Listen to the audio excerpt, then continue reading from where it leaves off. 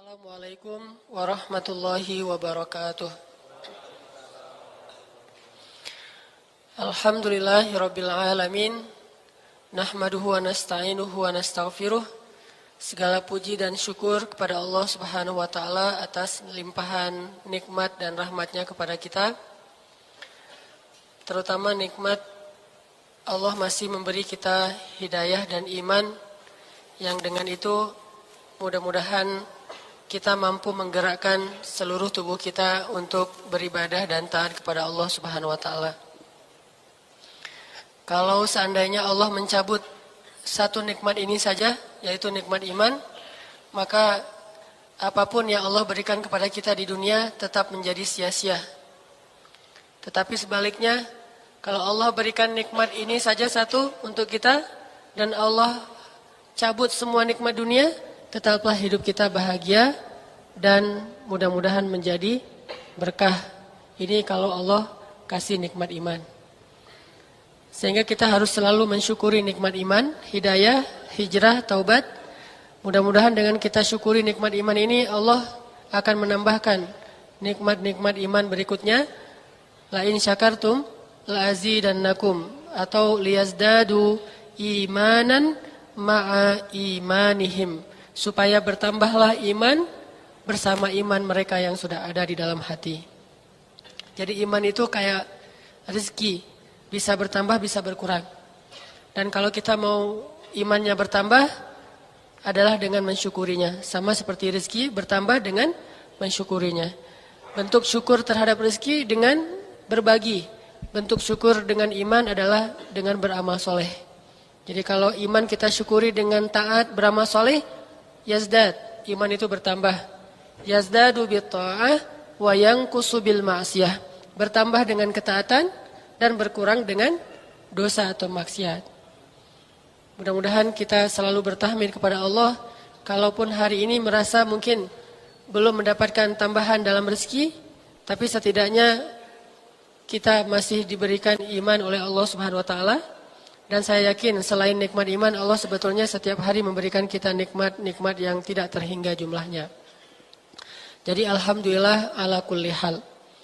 Kemudian yang kedua, sholawat dan salam semoga terlimpahkan kepada kekasih kita, teladan kita, yang bukan hanya dengan ucapan kita memuji-muji beliau, tetapi juga kita berusaha terus meneladani Rasulullah SAW fis sarra wad dharra, dalam keadaan lapang ataupun dalam keadaan sempit, sehingga mudah-mudahan kelak di akhirat kita bisa bertemu dengan Rasulullah SAW. Teman-teman yang dirahmati Allah Subhanahu wa taala, pada malam ini kita akan membahas tentang hubungan akhlak dengan semua tema di dalam agama kita. Ternyata akhlak ini dalam Islam Allah titipkan dalam semua bab. Jadi kita bahas bab apapun dalam agama, dalam kitab-kitab fikih, tafsir, hadis, bab apapun ternyata di dalamnya Allah titipkan nilai-nilai akhlak. Sehingga seolah-olah tidak sempurna suatu urusan dalam agama kecuali urusan itu dibingkai dengan akhlak. Bab akidah ternyata di dalamnya ada akhlak. Bab ibadah ternyata di dalamnya ada akhlak. Bahkan bab jihad sekalipun yang identik dengan kontak fisik, ternyata di dalamnya ada akhlak. Bab pribadi, bab keluarga, bab dagang, sampai bab kepada budak, bahkan kepada hewan dan tumbuhan pun, ternyata di dalamnya ada akhlak. Bahkan sampai kepada bab marah saja, tetap ada nilai akhlaknya. Yang biasanya kalau marah mah udah marah aja, ternyata marah pun di dalam Islam ada bingkai akhlak. Sehingga tetap kita marah, kadang di suatu tempat, di suatu kondisi kita harus marah, cuman marah kita itu tidak boleh kehilangan kendali akhlak. Ini menunjukkan bahwa akhlak ini salah satu di antara tema Islam yang luar biasa pentingnya, sehingga siapapun yang mengabaikan akhlak dalam urusan hidupnya, berarti dia mengabaikan sebagian besar dari ajaran-ajaran Islam. Sama seperti iman. Sama seperti ikhlas. Ngelakuin apapun harus ikhlas dan iman. Adegan apapun harus disertai dengan keimanan dan keikhlasan. Aktivitas apapun harus disertai dengan keimanan dan keikhlasan. Maka begitu juga dengan akhlak. Sehingga apapun yang kita lakukan kita harus bertanya, ini nilai moralnya apa? Unsur akhlaknya apa? Dan yang saya maksud dengan akhlak di sini adalah bermanfaat untuk orang lain. Kalaupun tidak bermanfaat untuk orang lain, minimal tidak mengganggu orang lain. Tidak menyusahkan orang lain. Tidak merugikan orang lain. Jadi kalau nggak bisa dalam satu aktivitas kita kasih manfaat buat orang lain, minimal aktivitas kita ini jangan sampai merugikan atau menyusahkan orang lain. Itulah nilai akhlaknya. Sehingga kita selalu tanya, bahkan kita beribadah pun kita harus tanya, ini ganggu orang lain nggak nih? Sampai beribadah, nanya ini ganggu orang lain nggak? Nanti kita bahas dalil ayatnya, dalil hadisnya, cerita-ceritanya. Ternyata di dalam ibadah aja yang kita harusnya tuh cuma mikirin dengan Allah doang. Oh ini kayaknya ibadahnya udah sesuai sunnah nih. Oh ibadahnya nih udah sesuai fikih. Oh ibadahnya nih insya Allah ikhlas. Berarti dengan Allah sudah benar. Masih harus buat satu pertanyaan lagi tentang, ibadah saya ngeganggu orang gak ya? Sampai segitunya coba. Kalau ibadah kita mengganggu orang lain, kita perlu mengkondisikan lagi ibadah kita sampai dia tidak mengganggu orang lain. Baru ibadah itu ibadah yang diridhai Allah SWT. Sebegitu pentingnya pesan atau tema akhlak di dalam bab-bab ilmu agama Islam kita. Maka pada malam ini saya pengen sharing dengan teman-teman hubungan antara akhlak dengan semua bab di dalam agama, mulai dari bab yang paling penting yaitu bab akidah sampai kepada bab yang paling sepele yaitu bab interaksi kita dengan semesta seperti hewan ataupun makhluk yang lain. Coba kita awali dulu dengan membaca firman Allah yang sangat terkenal tentang akhlak Nabi yang ada di dalam surat Al-Qalam, surat 68 dari ayat pertama. Teman-teman bisa buka Al-Quran, surat Al-Qalam, surat 68 dari ayat pertama.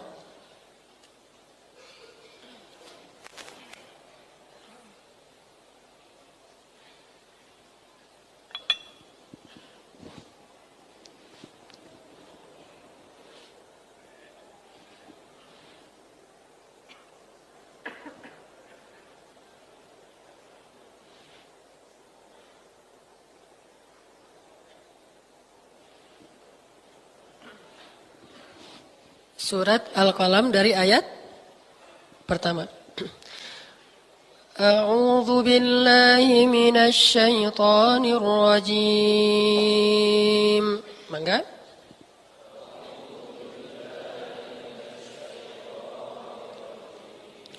Bismillahirrahmanirrahim.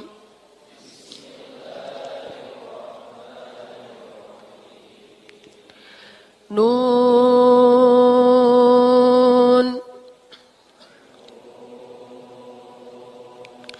wal qalami wa ma yasturun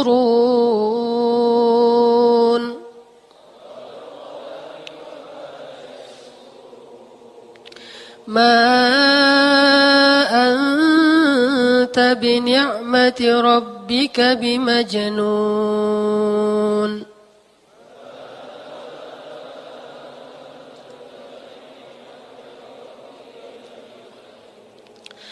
Wa inna laka la ajran ghayra mamnun.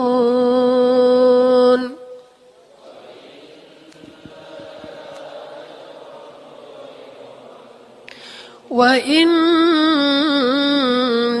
la ala khuluqin azim.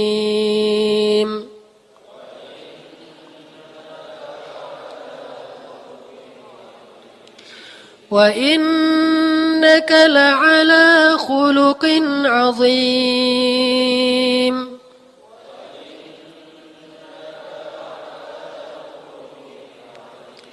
وإنك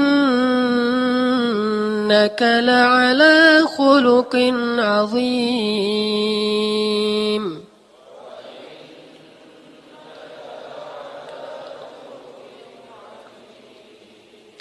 فستبصر ويبصرون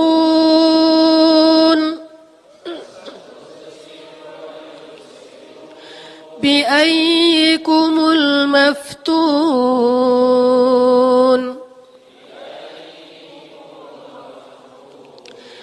إن ربك هو أعلم بمن ضل عن سبيله وهو أعلم بالمهتدين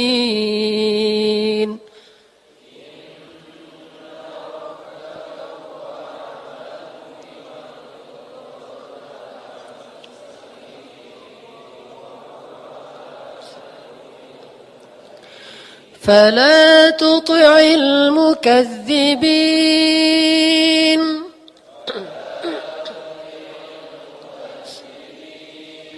ودوا لو تدهن فيدهنون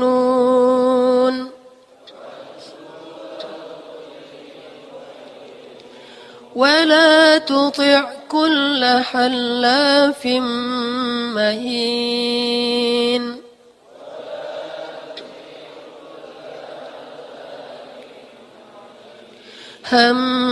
هماز مشاء بنميم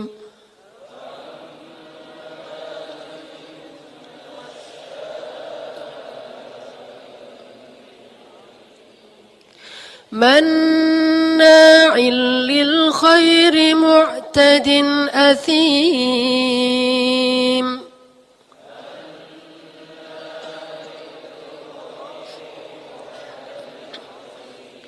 عتل بعد ذلك زنيم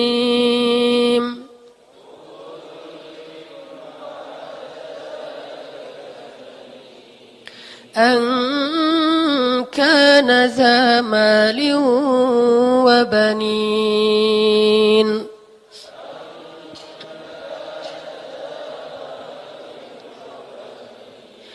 إذا تتلى عليه آياتنا قال أساطير الأولين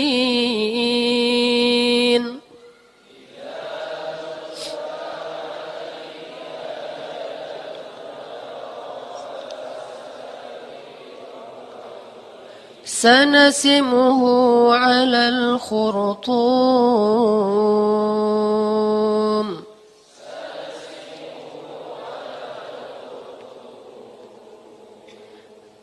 Sadaqallahul azim. Coba teman-teman perhatikan di ayat keempat surat Al-Qalam. Allah Subhanahu wa taala berfirman, "Wa innaka la'ala khuluqin azim."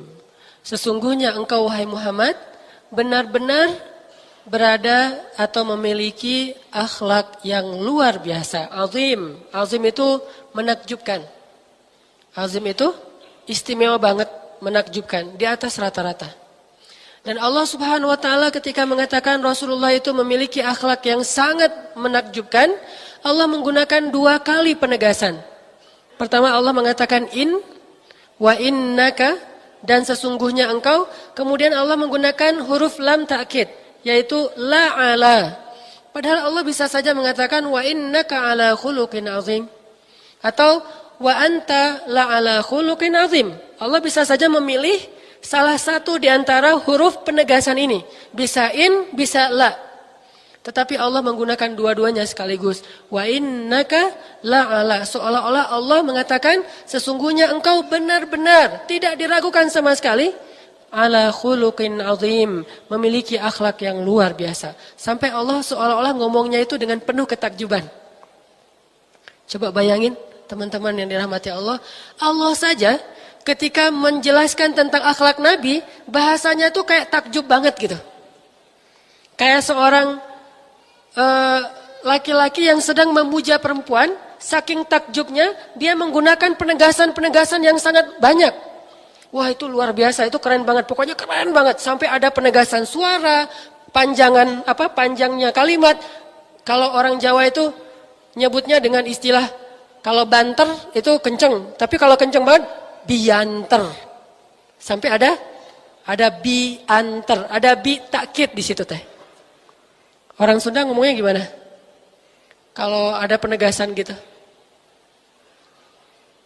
Pisan gitu ya. Gitu gak sih? Pisannya tuh panjang. Jadi mat arid lis sukun. Pisan saking panjangnya. Kalau biasa aja pisan lah gitu ya.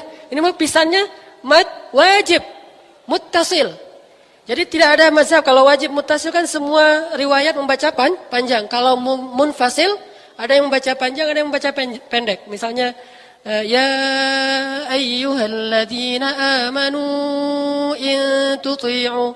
Itu kan munfasil. Ada yang baca ya ayyuhalladzina amanu in tuti'. Kalau ini enggak ada lagi ikhtilaf. Semuanya bacanya panjang. Pisan. Wah, ini berarti ada banget gitu. Kalau orang Jawa, biantar. Kalau enak tuh orang Jawa bilangnya enak. Tapi kalau enak banget, uena. Jadi ada u-nya dulu. Bukan enak tapi uena. Ini namanya takkid. Dalam bahasa Arab menggunakan huruf in dan kata in dan huruf la. Wa innaka. Pakai tasydid. Sama kayak Allah bilang ghairil maghdubi alaihim waladdallin.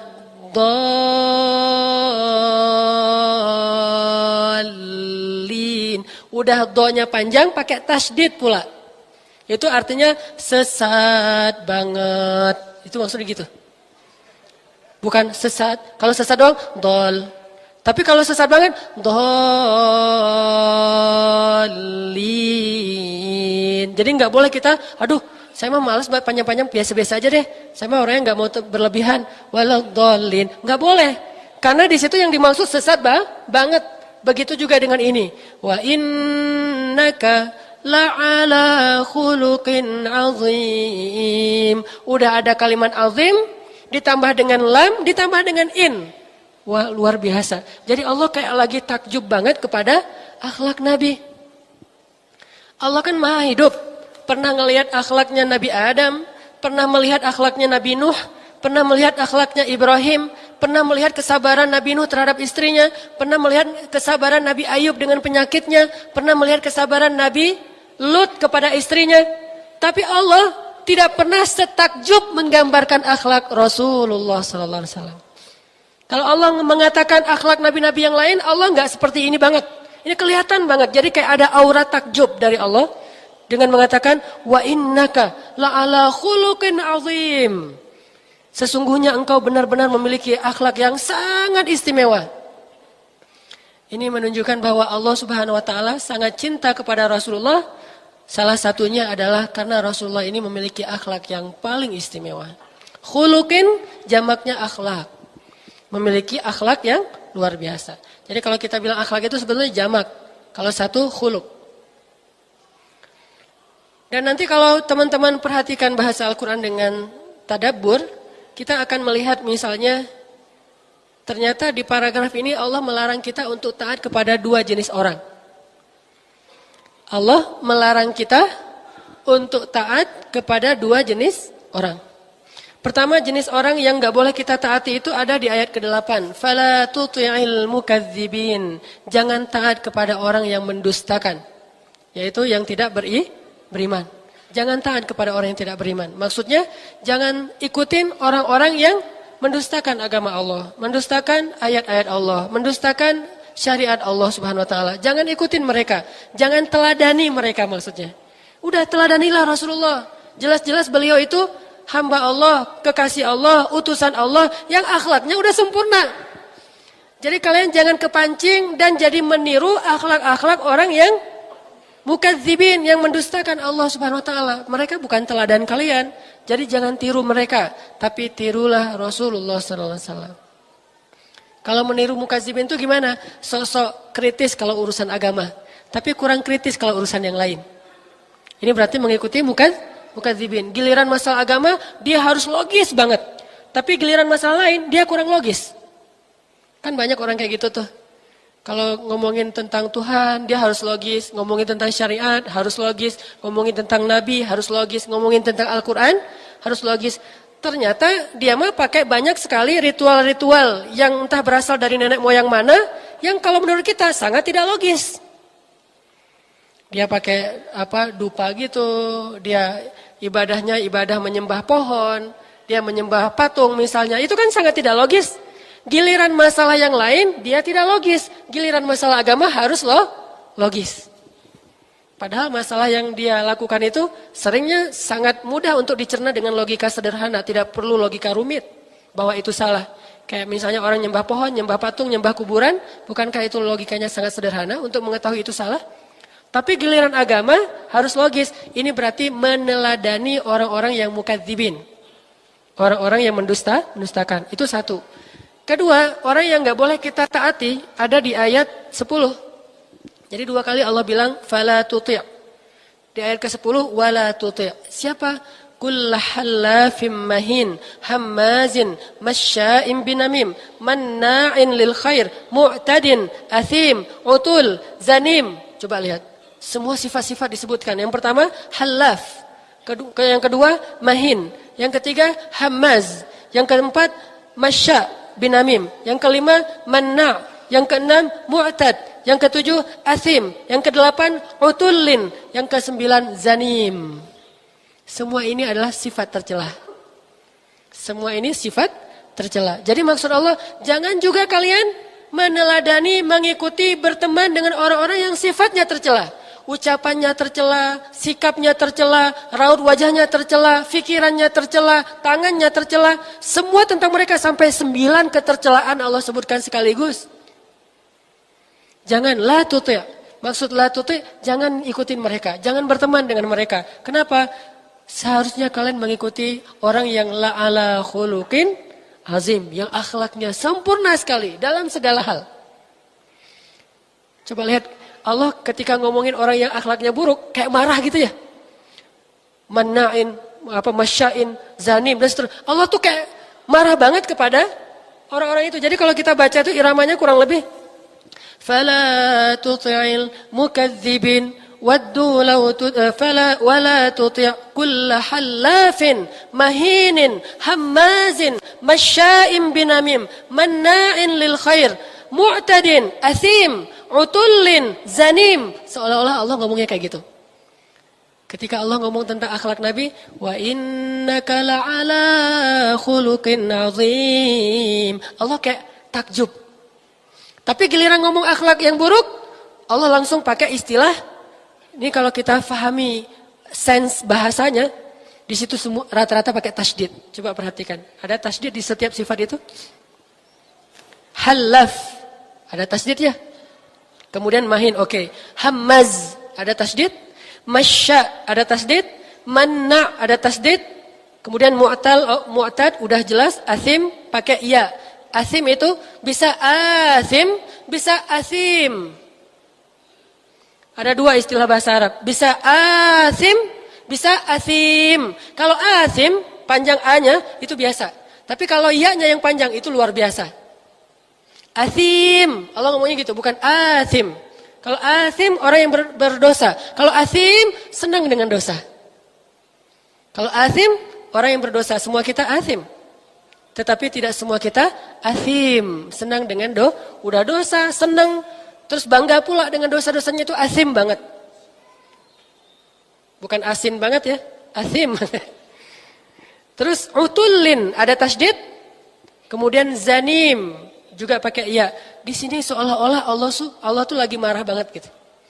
Ketika membahas tentang akhlak yang tercela, Allah tuh kayak nggak senang banget dengan akhlak-akhlak itu. Sampai Allah menggunakan tasydid ya untuk menunjukkan bangetnya. Dan Allah katakan wala tuti'. Jangan kalian mengikuti orang yang kayak gitu.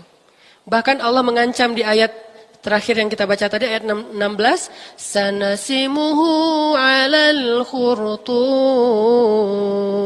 Allah pakai bahasa celaan. Allah pakai bahasa kayak, dan hanya Allah yang boleh mencela makhluknya. Makhluk tidak boleh saling mencela. Hanya Allah yang boleh mencela makhluknya. Sanasimuhu 'alal khurtum. Apa artinya? Akan kami seret dia dengan menarik apanya? Khurtum, belalainya. dengan menarik belalainya. Allah tidak menggunakan dengan menarik hidungnya. Kalau hidung itu manusia. Kalau belalai bukan manusia. Saking Allah marah kepada orang yang buruk akhlaknya. Sampai Allah menggunakan istilah yang tidak ada pada diri manusia. Saya tidak menyebutkan apa. Yang jelas tidak ada pada diri manusia. Sanasimuhu alal khurtum. Kami tarik entar belalainya. Bukan Allah bilang kami tarik entar hidungnya. Atau kami jewer telinganya. Atau kami tarik, apa ini? Ya itu, jambangnya. Dulu kan suka gitu itu kalau nggak ngerjain PR, udah ke depan. Kenapa tidak mengerjakan PR? Lembut sih, cuman lembutnya jelek gitu dan menyakiti. Bu, mending ibu daripada narik ini saya, mending ibu udah bunuh aja saya. Jadi muridnya murid baper, murid lebay. Dulu belum ada istilah baper lebay, jadi pada polos aja gitu ya ditarik, bu maaf bu gitu ya. Coba sekarang bu, jangan gitu dong, mending bunuh saja saya. Ini murid dulu dengan sekarang beda. Sanasimuhu alal khurtum, kami tarik belalainya, bayangin mana manusia yang punya belalai? Ada manusia punya belalai? Tidak ada. Ini bahasa saking marahnya Allah kepada mereka. Orang-orang yang tercela akhlaknya. Jadi Allah gak suka banget orang yang tercela akhlaknya. Allah, malaikat itu sangat senang duduk bersama orang yang akhlaknya mulia.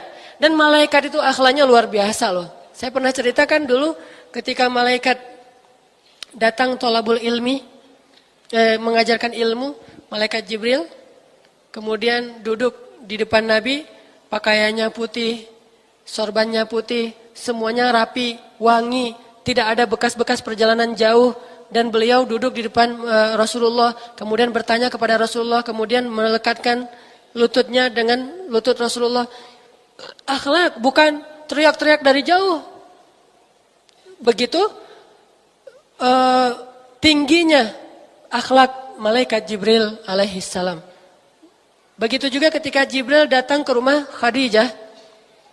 Dan waktu itu belum ada ayat hijab sebetulnya, masih di Mekah. Kan ayat hijab turunnya belakangan. Nah ternyata ketika Jibril datang berkunjung ke Rasulullah waktu itu masih ada rumah Khadijah, Jibril nggak langsung mau masuk aja. Kan malaikat gampang tinggal tembus tembok kan ya. Kayak jin dan jun atau tuyul mbak yul gitu kan. Tinggal tring tembus tembok kan gampang tuh. Kenapa malaikat Jibril tidak menembus tembok? Padahal malaikat Jibril pasti bisa nembus tembok. Karena memuliakan perempuan, memuliakan Khadijah. Jadi malaikat Jibril tetap tok tok tok. Ketuk pintu. Udah ketuk pintu, assalamualaikum.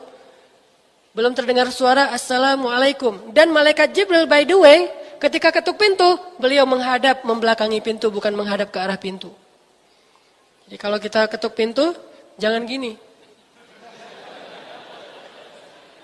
Malaikat Jibril itu ketuk pintu by the way-nya gini. Assalamualaikum. Takutnya yang buka Khadijah dan ternyata belum siap, gak sengaja ngelihat aurat dan itu membuat dia malu sehingga ketuk pintunya membelakangi. Padahal malaikat Jibril juga kalau mau pakai tembus pandang juga bisa kan ya. Orang matanya malaikat beda dengan mata kita.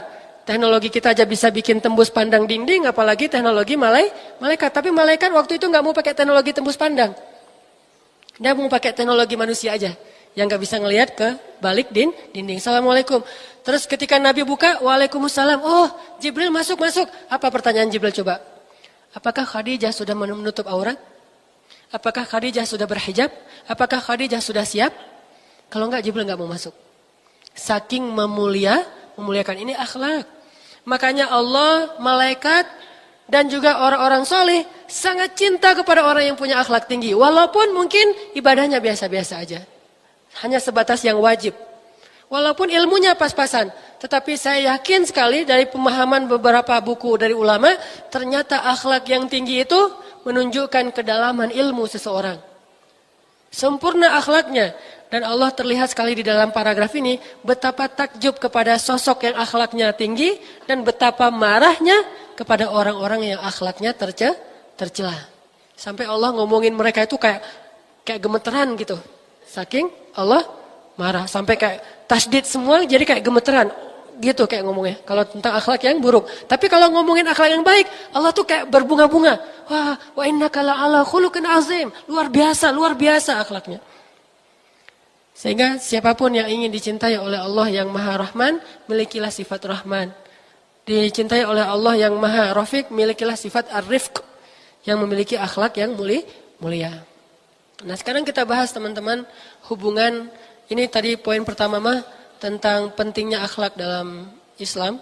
Sebegitu pentingnya sampai Allah kayak menunjukkan ekspresinya dalam ayat-ayat Al-Quran. Makanya ketika kita mentadaburi Al-Quran itu kita akan melihat ada aura ekspresi dengan menggunakan huruf-huruf tertentu atau kaidah-kaidah tertentu, dan itu sense itu nggak akan didapatkan dengan terjemah.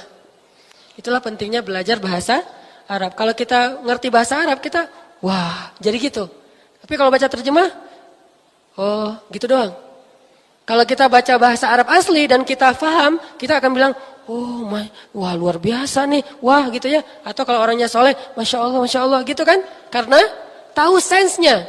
Tapi kalau baca terjemah flat, kayak datar aja nggak ada ekspresi apa-apa. Karena terjemah, coba bayangin kalau ada tasydid kayak tadi, ada ya tambahan, nggak bisa ngomongin apa-apa ya. Masa terjemahannya orang yang berbuat dosa dalam kurung banget, kan susah kan ya. Jadi bahasa Arab tidak bisa diwakili dengan terjemah. Sehingga kita jadi tahu ada kayak aura-aura ekspresinya Allah di dalam huruf-huruf dan kata-kata di dalam Al-Quran.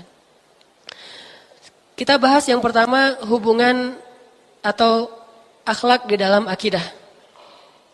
Ternyata dalam akidah aja itu ada titipan akhlak. Di antara contoh akhlak dalam akidah itu adalah, coba teman-teman buka surat Al-An'am ayat 108. Ini contoh akhlak dalam akidah. Surat Al-An'am ayat 108.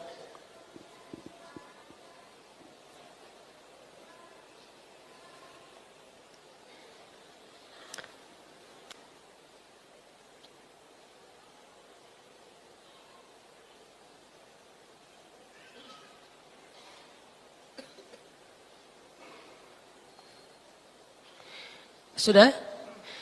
Bismillahirrahmanirrahim.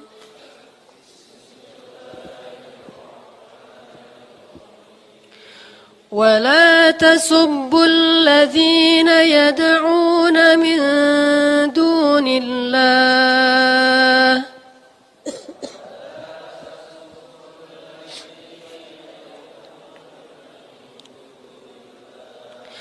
فيسبوا الله عدوا بغير علم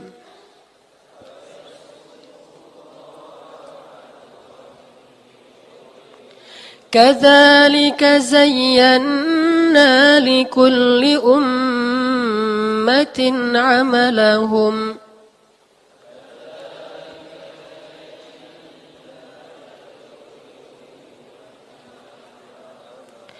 ثم إلى ربهم مرجعهم فينبئهم بما كانوا يعملون.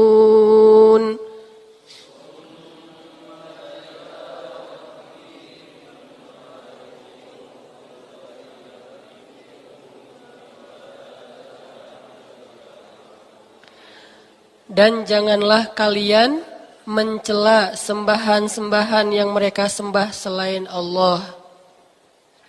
Sembahan-sembahan itu benar apa salah? Salah. Menyembah patung, menyembah nenek moyang, menyembah batu, apapun selain Allah nggak ada yang benar kan ya?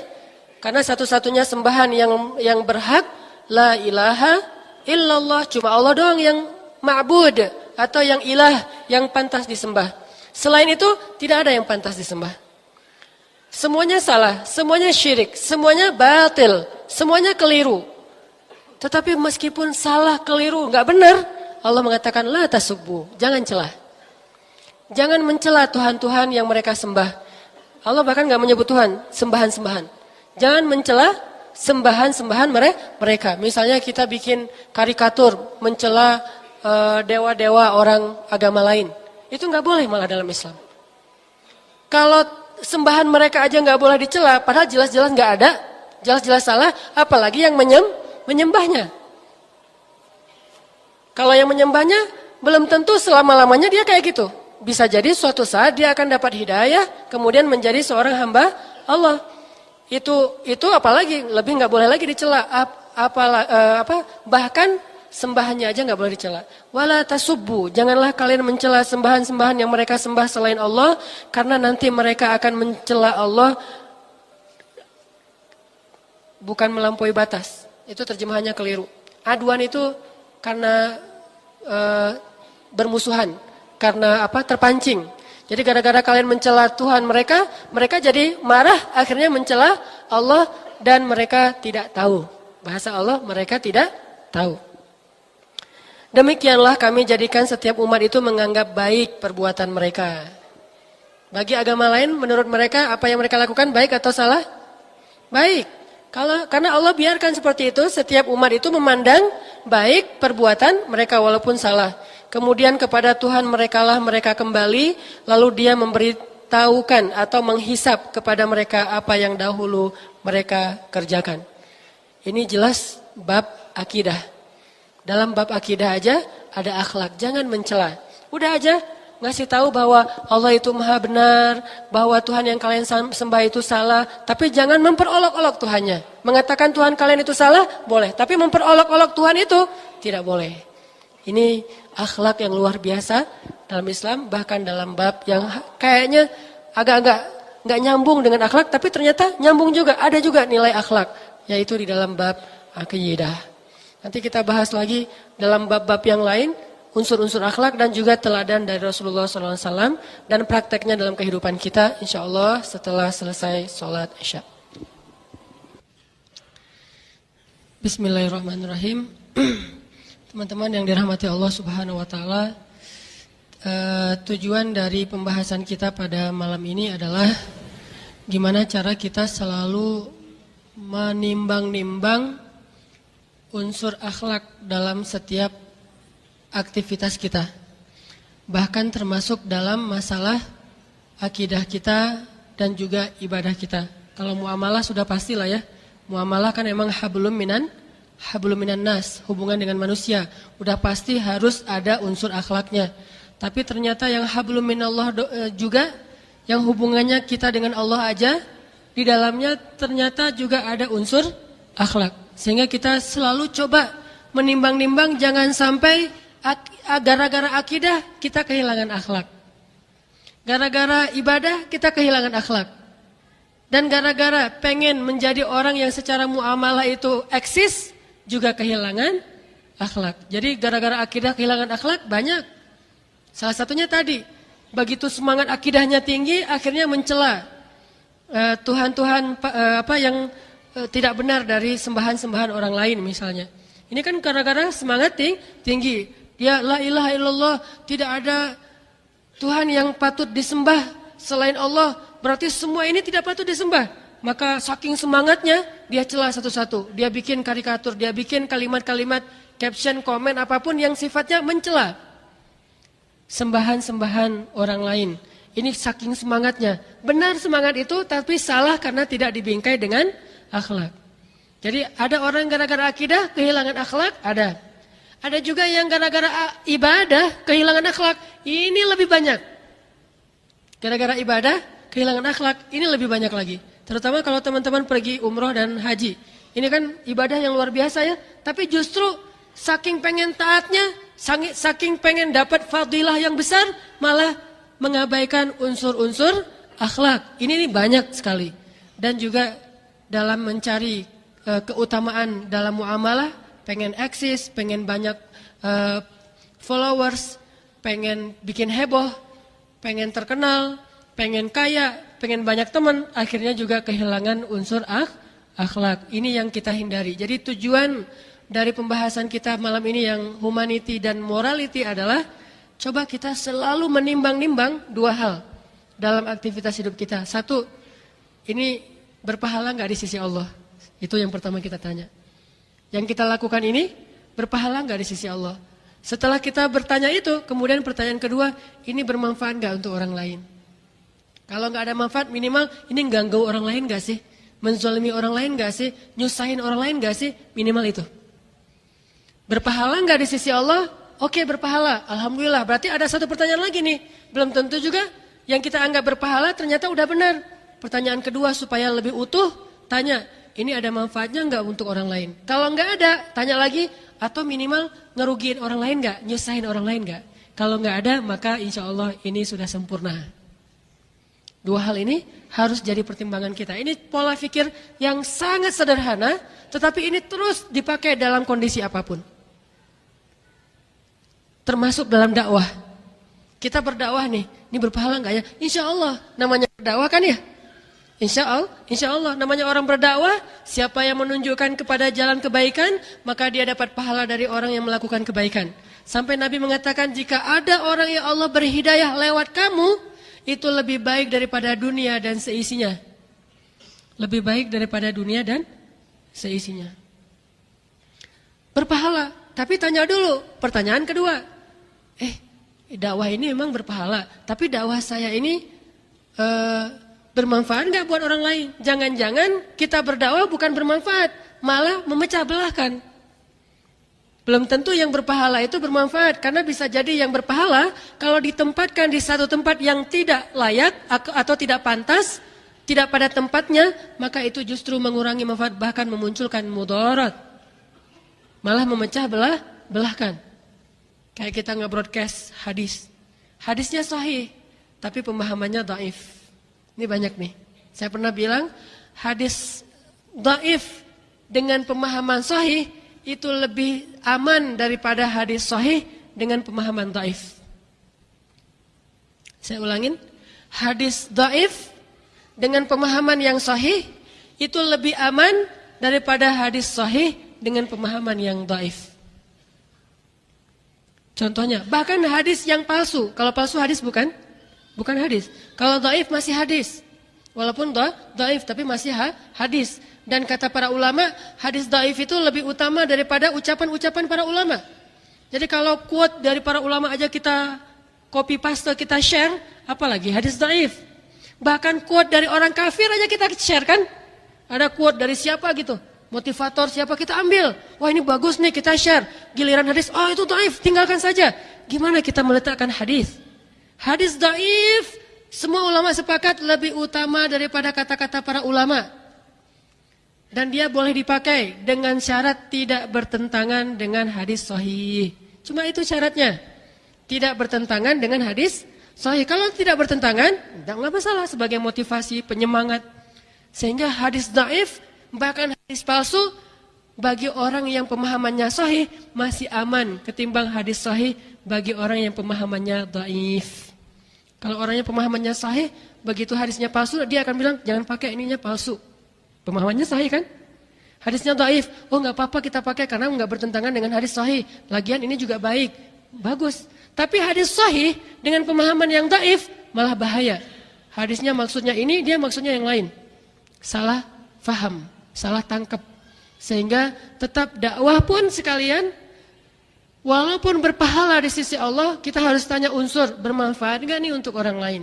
Kalau tidak ada manfaat, minimal ini membahayakan enggak nih? Merugikan enggak? Menyusahkan enggak? Meresahkan tidak dakwah saya? Kalau meresahkan, maka kita harus memikirkan tentang how to yang lebih layak, lebih pantas sehingga memunculkan manfaat. Akidah, ibadah, dakwah, muamalah, jihad, dan semua unsur dalam agama kita, di dalamnya harus selalu kita tanya, ini ada manfaatnya enggak ya? Kalau enggak ada manfaatnya, tapi minimal manfaatnya mungkin buat kita sendiri, enggak ada manfaat buat orang lain, maka minimal kita bertanya, tapi ganggu orang enggak ya? Itu. Ini baru akhlak. Ini nyusahin orang enggak ya? Ini bikin dia sedih enggak ya? Apalagi ke orang tua. Kadang-kadang kita berdakwah, dalil-dalil kita sih benar, cuman gara-gara dalil-dalil itu bikin orang tua kita sedih dan terluka. Berarti bukan dalilnya yang salah. Kearifan, kebijaksanaan dan akhlak kita yang salah dalam membawa dalil-dalil yang benar. Sehingga Ali bin Abi Thalib menyebutnya dengan istilah kalimatul haq urida bihal batil. Kalimat yang benar tetapi difahami secara batil. Selalu harus tanya unsur ini, unsur akhlak setelah unsur iman dan akidah. Pastinya iman dan akidah nomor 1, enggak pernah tergantikan. Tapi bukan berhenti di situ aja, harus disempurnakan dengan bertanya unsur akhlaknya ada nggak nih yang positif. Kalau nggak positif pun minimal nggak negatif deh. Ya flat gitu aja, nggak bermanfaat juga, nggak ngerugiin juga, cuma buat diri sendiri, masih aman. Akidah. Janganlah kalian mencela sembahan-sembahan mereka sehingga mereka jadi marah lalu mencela Allah tanpa mereka fahami. Ini akhlak. Nanti ada lagi hadis atau ayat juga ada misalnya la ikraha fid din. Enggak boleh maksa-maksa dalam urusan agama. Bayangin dalam urusan agama, bukankah Allah mengatakan innad dina indallahil Islam wa man yabtaghi ghairal islami dinan falan yuqbala min. Sesungguhnya agama yang Allah ridhoi cuma Islam. Siapa yang mencari kebaikan di lain Islam, Allah tidak akan menerima. Beramal soleh apapun kalau enggak dalam Islam, Allah tolak. Berarti Islam paling benar kan? Dan kita yakin itu 100% Islam paling benar. Yang lain semuanya salah. Nasrani salah, Yahudi salah setelah datang Islam ya. Sebelum datang Islam, Nasrani itu agama Nabi Isa. Yahudi itu agama Nabi Musa. Tapi begitu datang Islam, Nasrani salah, Yahudi salah. Apalagi selain agama Samawi. Buddha, Hindu dan seterusnya. Menurut orang Islam, menurut kita yakin itu salah. Tapi walaupun mereka salah dan kita benar, la ikraha fiddin. Gak boleh paksain orang masuk agama kita yang pasti benar. Terus kalau din aja gak boleh, apalagi mazhab. Agama Islam yang udah pasti benar, gak boleh paksain orang ikut kita, apalagi mazhab yang belum tentu benar, karena ikhtilaf di antara ulama. NU, Muhammadiyah, Salafi, Ikhwan, Tablik, apalagi banyak kan ya? Kalau fikih mah Syafi'iyah, Malikiyah, Hanabilah, Hanafiyah dan seterusnya. Agama Islam aja yang Allah udah menjamin pasti benar, la ikraha fiddin. Jangan paksain orang masuk agama Islam. Termasuk memaksa itu apa? Kalau ada orang non muslim sakit atau miskin, lapar, minta makan kepada kita, mau berobat dan minta bantuan kepada kita, terus kita mau bantu dia dengan memberi syarat. Pak, masuk Islam baru saya bantu. Kalau Bapak nggak masuk Islam, saya nggak akan bantu. Itu termasuk ikrah. Ulama mengatakan itu termasuk maksa, nggak boleh kayak gitu. Kalau mau bantu, bantu aja. Nggak boleh masang-masain, harus syarat masuk Islam itu nggak boleh dalam Islam. Nanti kalau udah kita bantu, udah selesai hajatnya, kita datang silaturahim, bujuk dia masuk Islam itu boleh. Tapi tidak menjadi syarat membantu, nggak boleh. Kalau agama lain memperlakukan kita kayak gitu, mereka bukan teladan kita. Sehingga kita tidak perlu meniru mereka. Kalau agama lain kan beberapa ada yang model dakwahnya itu membantu dengan syarat tanda tangan pindah agama kan ya. Ada orang sakit, muslim, miskin gak sanggup berobat, datang dia, Pak saya bantu ya semuanya gratis, tapi Bapak tanda tangan pindah agama. Itu mereka, dan mereka bukan teladan kita. Sehingga tidak perlu kita tiru. Wah mereka kok boleh kayak gitu, masa kita gak boleh? Mereka bukan teladan kita. Teladan kita Rasulullah SAW. Tetap kita gak boleh. Giliran nanti mereka kayak gitu, kita gak perlu balas. Wah kemarin muslim digituin, sekarang saya gituin juga. Gak perlu. Kalau kita mau bantu, bantu aja. Bolehkah kita membantu mereka walaupun beda agama? Bukan cuma boleh, sangat boleh. Yang gak boleh membantu orang yang memerangi Islam. Bukan orang yang beda agama dengan Islam, tapi memerangi Islam. Seperti orang Syiah di Suriah misalnya, seperti orang Yahudi Bani Israel di Israel misalnya, itu memerangi Islam, nggak perlu dibantu. Tapi kalau yang berbeda agama dan tidak memerangi Islam, namanya kafir zimmi, bukan kafir harbi. Zimmi itu artinya dijamin, zimmah. Orang Arab pasti ngerti banget istilah zimmah, dijamin. Hidupnya dijamin, hartanya dijamin, darahnya dijamin, kesejahteraannya dijamin, dilindungi zimmi itu. Sehingga bahkan menjadi kewajiban kita kalau kita mampu nolong dia, untuk menolong dia. Gak boleh dalam Islam. Lihat unsur akhlaknya. La ikrah. Terus kalau gitu gimana caranya? Bujuk. Orang yang sedang dibujuk hatinya untuk masuk Islam disebut mu'allaf. Bukan orang yang udah masuk Islam ya. Itu mah istilah Indonesia banget. Dia mah mu'allaf padahal udah masuk Islam 10 tahun yang lalu. Tapi masih dibilang mu'allaf itu sebetulnya gak pas. Dan kita mulai sekarang yang udah ngaji ini ganti istilah itu. Kalau orang udah masuk Islam karena kerelaan hatinya, dia muslim, bukan mu'allaf. Jadi mentang-mentang kita Islamnya dari lahir, kita Muslim. Dia mah mu'allaf. Jadi beda level. Gak ada itu. Bisa jadi dia lebih Muslim. Kita yang masih mu'allaf. Sholat karena ada masalah lagi ngecengin siapa. Itu mu'allaf itu. Kenapa taklim? Saya lagi ngecengin itu. Mu'allaf. Berarti banyak taklim-taklim para mu'allaf. Kenapa taklim di sana? Wah, saya kemarin pas di tangga gak sengaja ngelihat ada yang, wah kayaknya gua banget gitu. Berharap dia datang lagi. Saya tandain sih warna sendalnya. Jadi begitu masuk ke masjid, lihat dulu ada gak sendal dia. Kalau gak ada pulang lagi gitu ya. Ternyata orangnya ada, cuma masukin sendal ke masjid pakai kresek. Gagal deh ya ngecengin seseorang. Nah ini orang mu'allaf nih, masih dibujuk hatinya untuk melakukan amal soleh. Sedangkan Muslim yang dengan kesadaran, walaupun baru 1 hari dia masuk Islam, dia namanya Muslim, bukan mu'allaf secara bahasa Arab. Dan dalam fikih juga kayak gitu. Makanya orang yang mau masuk Islam itu nggak dipaksa, tetapi dibujuk. Li mu'allafati qulubuhum, orang yang hatinya sedang dibujuk. Artinya belum mantep atau malah belum masuk Islam. Berarti dia juga dikasih kayak misalnya ada harta lebih, kasih buat tetangga kita yang kayaknya kita lihat dia agak-agak labil gitu. Dia sering-sering ngepoin Islam, nanyain, saya baru beli buku ini tentang Islam, menurut kamu bagus nggak? Walaupun dia nggak masuk Islam, tapi dia beli buku. Kalau gitu besok kita beliin dia buku. Mu'allaf. Kita kasih dia hadiah. Mu'allaf. Kita bantu kalau dia butuh sesuatu. Mu'allaf. Sampai akhirnya dia mantap masuk Islam. Begitu cara Islam membujuk hati. Bukan maksa. Tapi kalau bantu dengan syarat, itu maksa. Pernah Umar bin Khattab ya? Mungkin teman-teman yang nonton film serial Umar itu, yang 30 seri itu, tahulah adegan suatu hari ketika Umar jadi presiden, Amirul Mukminin, ada seorang nenek minta uang kepada Umar dari anggaran Baitul Mal. Kan dulu uangnya ditaruh di Baitul Mal. Nah dia bilang, ya Amirul Mukminin, wahai Amirul Mukminin, saya ini seorang nenek yang udah tua, punya banyak hutang, boleh nggak saya minta sedikit bantuan dari Baitul Mal untuk melunasi hutang-hutang saya? Saya nggak tahu minta tolong ke siapa lagi, kata si nenek teh. Umar mengatakan, oh boleh nek, boleh, sini, dibawa. Akhirnya dikasih bantuan untuk membayar hutang. Setelah selesai dikasih, Umar ngelihat ternyata nenek itu pakai salib. Tadi nggak kelihatan, sekarang kelihatan ternyata si nenek ini pakai salib.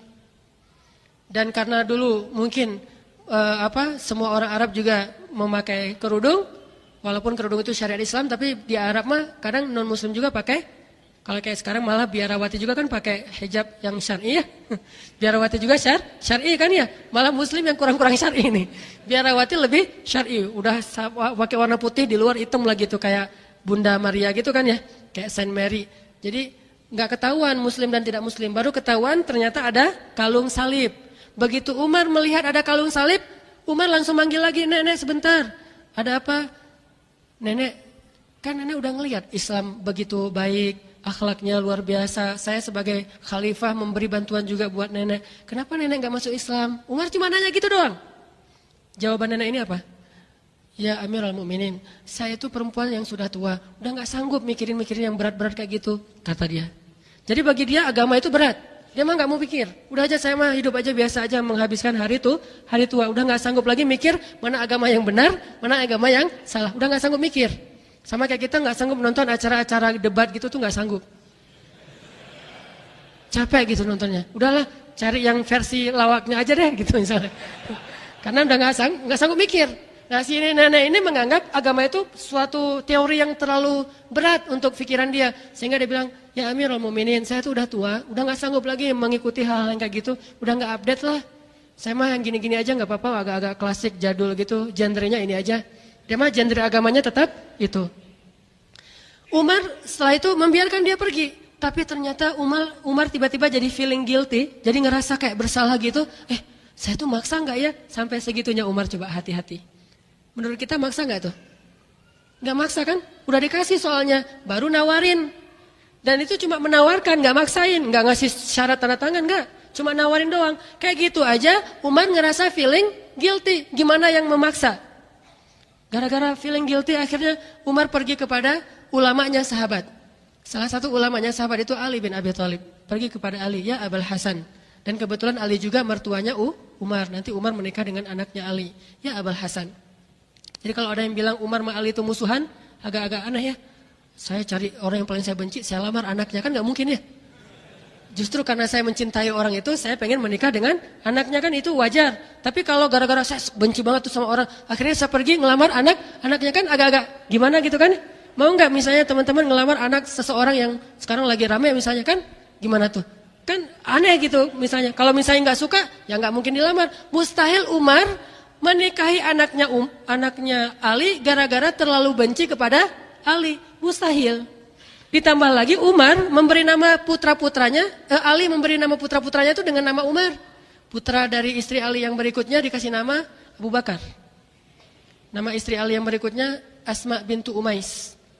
Asma bintu Umais yang pernah nikah sama Ja'far, terus nikah sama Abu Bakar, terus yang terakhir nikah sama Ali. Ini cewek nih nikah sama dua orang yang dianggap musuhan. Pertama nikah sama Abu Bakar, besoknya nikah sama Ali ketika Abu Bakar wafat. Masa sih, gimana ceritanya nih? Wah, saya nikahin dua orang yang saling bermusuhan, saling benci gitu. Pertama suami saya Abu Bakar, dia benci banget sama Ali. Sekarang saya nikah Ali, dia juga benci sama Abu Bakar. Nggak mungkin. Kemudian dari Asma bintu Umais, Ali itu dikaruniai 3 orang putra. Yang pertama namanya Abu Bakar, yang kedua namanya Umar, yang ketiga namanya Utsman. Coba bayangin, mungkin nggak saya gara-gara benci banget sama seseorang, saya kasih nama anak saya nama dia? Nggak mungkin kan? Dek, namanya siapa? Fir'aun,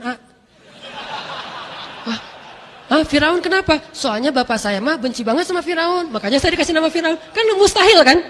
Gak mungkin. Adik namanya siapa? Namrud. Anak pertama Firaun, anak kedua Namrud, anak ketiga Dajjal. Wah, mustahil kan ya? Gimana ceritanya? Saking bencinya nih. Saya pokoknya benci banget sama Dajjal. Kalau saya punya anak laki-laki, saya kasih nama untuk Dajjal. Biar saya terlalu teringat dengan Dajjal. Hei Dajjal, gitu. Kan astagfirullahaladzim, mustahil. Jadi nggak mungkin seorang Ali bin Abi Thalib yang solih, yang akhlaknya mulia, yang banyak ilmu, menamakan anaknya dengan semangat baper. Menamakan anaknya dengan semangat baper. Kalau ada orang yang bilang Ali benci kepada Umar dan Abu Bakar, berarti dia suudzon sama Ali. Bukan cuma suudzon sama Abu Bakar dan Umar, tapi juga suudzon kepada Ali. Jadi melenceng, balik lagi deh. Intinya yang mau disampaikan akhlak ya. Intinya jaga akhlak dalam semua unsur. Termasuk masalah nggak boleh maksain orang masuk Islam. Padahal Islam itu udah pasti benar. Terus ada lagi hadis, "Man kana yu'minu billahi wal yaumil akhir falyukrim dhaifah. Wa man kana yu'minu billahi wal yaumil akhir falyukrim jarah." Siapa yang beriman, ini bab akidah nih. Siapa yang beriman kepada Allah dan hari akhir, akidah nih, rukun iman. Siapa yang beriman kepada Allah dan hari akhir, hendaklah memuliakan tamu, akhlak. Dan siapa yang beriman kepada Allah dan hari akhir, hendaklah memuliakan tetangga, akhlak. Ternyata akhlak dengan iman itu hubungannya sangat dekat dengan akidah. Bahkan ciri orang beriman, akhlak. Ciri orang akidahnya baik, dengan tetangganya baik. Ciri orang yang akidahnya baik dengan tamunya baik, apalagi dengan orang tuanya, apalagi dengan keluarganya, dengan pasangannya, dengan gurunya. Mustahil dia akhlaknya buruk, mustahil dia beriman kalau akhlaknya buruk, mustahil. Pasti ada masalah dengan keimanannya. Makanya Nabi mengatakan, "Man kana yu'minu billahi wal yaumil akhir falyukrim." Ikram itu bagian dari akhlak. Ini hubungan akidah atau iman dengan akhlak. Kemudian sekarang kita bahas hubungan ibadah dengan akhlak. Yang paling terkenal mah hubungan ibadah dengan akhlak itu ayat innas sholata tanha anil fahsya wal munkar. Teman-teman tahu bedanya fahsya dan munkar? Sama-sama dosa nih. Fahsya itu dosa, munkar itu dosa. Bedanya apa? Kalau fahsya itu dosa yang menghinakan diri sendiri, itu fahsya. Yang menghinakan diri sendiri. Kalau munkar, dosa yang merugikan orang lain, itu munkar. Makanya ta'muruna bil ma'ruf wa tanhauna 'anil munkar, bukan wa tanhauna 'anil fahsya. Gimana melarang diri dari dosa? Enggak. Kalau diri sendiri mah belajar memperbaiki. Kalau orang lain mencegah. Makanya ada dosa fahsya, ada dosa mungkar. Kalau dosa fasya, merugikan diri sendiri, menghina diri sendiri, merendahkan diri sendiri, itu fasya. Kayak misalnya minum khamar, itu fasya. Orang lain gak rugi sebelum dia menjadi pengganggu masyarakat. Kalau cuma minum khamar terus jadi ketiduran di jalan sendiri di trotoar karena teler gitu, itu fasya. Tapi kalau udah mengganggu orang lain, membunuh, mencuri, merampok, atau orang yang teler kemudian ganggu orang di jalan dan seterusnya, itu namanya mungkar. Kedua-duanya kerusakan moral. Sehingga sholat harusnya memperbaiki moral. Hubungan ibadah dengan akhlak. Jadi kalau akhlak kita belum baik, pasti sholat kita belum benar. Belum sempurna. Ternyata benarnya sholat itu jangan hanya diukur dari angle fikih. Fikihnya sih udah sholat dengan sifat sholat Nabi banget tuh. Secara fikih, sholat kita tuh sifat sholat Nabi. Takbirnya, wah yakin banget gitu. Sampai niat aja tuh gak jadi, belum. Belum. Berkali-kali gitu, saking pengen bener sholatnya ya. Orang udah selesai Al-Fatihah, dia niat dulu belum beres-beres. Pas Allah. Berat banget. Jadi dia takbir itu kayak orang lagi tenaga dalam gitu deh. Udah lama. Saking teliti dalam urusan dan kita husnuzan orang kayak gini berarti insya Allah dia mah sangat menghargai Allah dan sangat hati-hati berhadapan dengan Allah dan itu mah pilihan masing-masing. Kalau saya nggak kayak gitu bukan berarti saya lebih baik dari dia. Cuman kadang-kadang saya juga agak lucu gitu. Di sebelah saya ada yang kayak gitu, saya jadi lagi sholat. Jadi sholat saya nggak benar gara-gara kayak gitu tuh. Allahu Akbar. Saya sok-sok cool gitu sholatnya ya. So sick gitu kan ya. Allahu Akbar. Terus sebelah Allah. Batal deh gua sholatnya. Atau di sebelah pas tahiyat. Wah, jadi ramai kan. Padahal itu sunnah. Ada yang mazhabnya gini-gini, ada yang mazhabnya sekali-kali doang. Sesuai dengan denyut nadi gitu deh.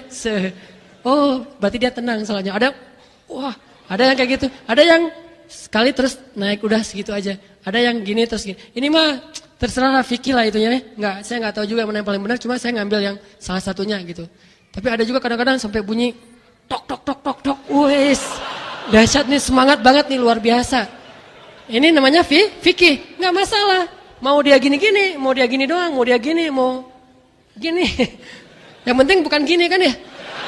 Salat wis red gitu ya.